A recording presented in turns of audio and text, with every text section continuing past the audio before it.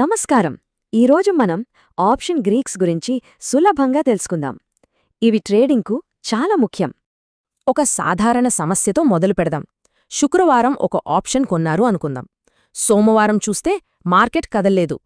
అయినా కూడా ఆప్షన్ విలువ పడిపోయింది.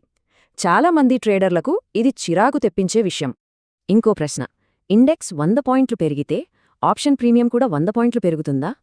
ఈ ప్రశ్నలన్నింటికీ సమాధానం ఆప్షన్ గ్రీక్స్లోనే ఉంది. మొదటగా దాని గురించే చూద్దాం. దీన్నే థీటా అంటారు. సింపుల్గా చెప్పాలంటే టైం డీకే. ఇది మనకు కనబడకుండా ఆప్షన్ విలువను తగ్గిస్తుంటుంది. మనం చూసిన ఉదాహరణలో మార్కెట్ కదలకపోయినా 2 రోజులు గడిచాయి. ఆ టైం వాల్యూనే పోయింది. అంటే ఆప్షన్ కొన్నవారికి థీటా ఒక శత్రువులాంటిది, కానీ ఆప్షన్ అమ్మినవారికి మాత్రం ఇది లాభాన్నిస్తుంది. సరే, మరి మార్కెట్ కదిలితే ధర ఎంత మారుతుంది? అది చెప్పేదే డెల్టా. డెల్టా అని ఒక స్పీడోమీటర్ అనుకోవచ్చు.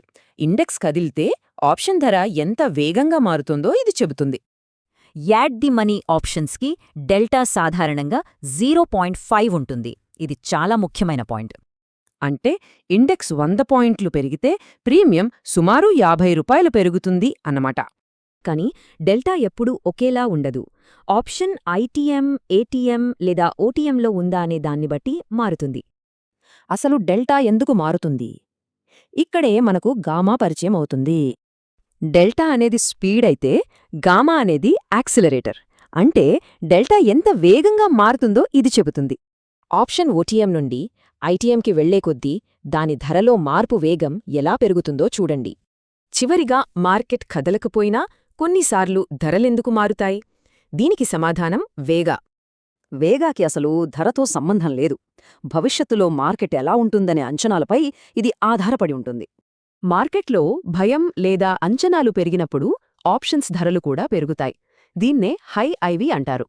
ఇక్కడ చూడండి, ఇంప్లాయిడ్ వాలటిలిటీ ఎక్కువగా ఉన్నప్పుడు ఆప్షన్ ప్రీమియం ఎంత ఎక్కువగా ఉందో. అంటే ఆప్షన్ కొన్నవాళ్లకు వాలటిలిటీ పెరగడం మంచిది. అదే అమ్మినవాళ్లకు మాత్రం ఇది చాలా రిస్క్. ఒక్కసారి గుర్తు చేసుకుందాం.